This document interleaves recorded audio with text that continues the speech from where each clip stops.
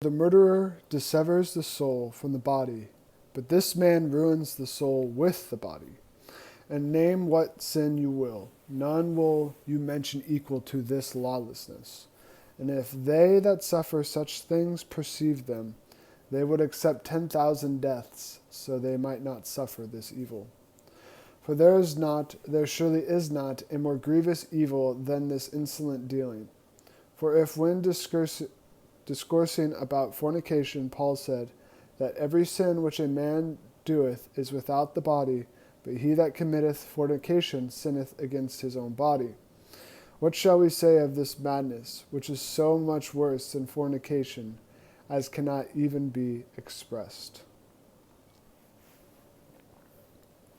For I should not only say that thou hast become a woman, but thou hast lost thy manhood, and hast neither changed into that nature nor kept that which thou hadst, but thou hast been a traitor to both of them at once, and deserving both of men and women to be driven out and stoned, as having wronged either sex.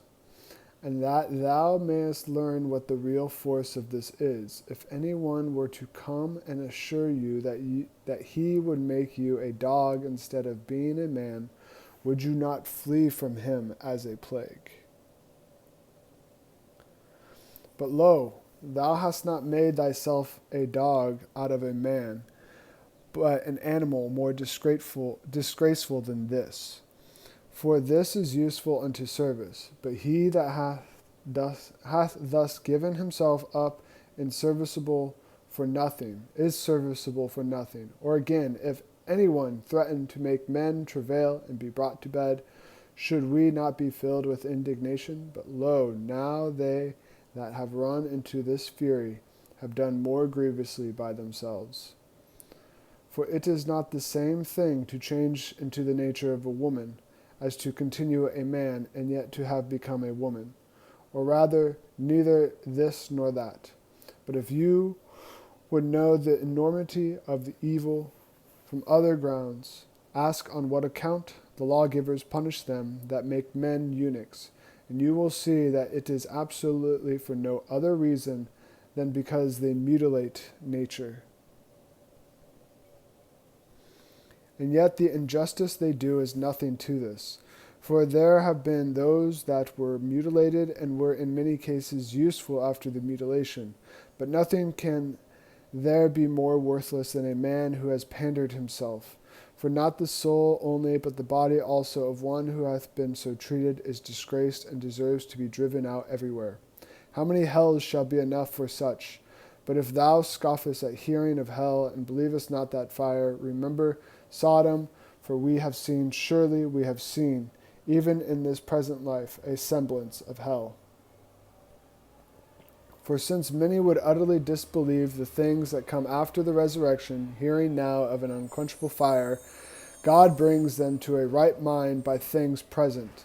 For such is the burning of Sodom and that conflagration, and they know it well that have been at the place, and have seen with their eyes that scourge divinely sent, and the effect of the lightnings from above. Consider how great is that sin to have forced hell to appear even before its time. For whereas many thought scorn of his words, by his deeds did God show them the image thereof in a certain novel way. For that rain was unwanted, for that the intercourse was contrary to nature, and it deluged the land, since lust had done so with their souls. Wherefore also the rain was the opposite of the customary rain. Now not only did it fail to stir up the womb of the earth to the production of fruits, but made it even useless for the reception of seed. For such was also the intercourse of the men, making the body of this sort more worthless than the very land of Sodom. And what is there more detestable than a man who hath pandered himself, or what more execrable? Oh, what madness! Oh, what distraction! Whence came this lust, lewdly reveling and making man's nature all that enemies could? Or even worse than that, by as much as the soul is better than the body. O ye that were more sensible than irrational creatures and more shameless than dogs. For in no case does such intercourse take place with them, but nature acknowledgeth her own limits. But ye have made our race dishonored below things irrational, by such indignities inflicted upon and by each other. Whence then were these evils born? Of luxury, of not knowing God.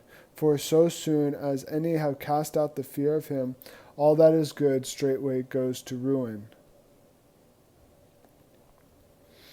I came not to call the righteous, but sinners to repentance. Luke 5:32. There is no sin which cannot be forgiven with repentance. Realize that you have sinned, and this will be the beginning of your correction. St. John Chrysostom.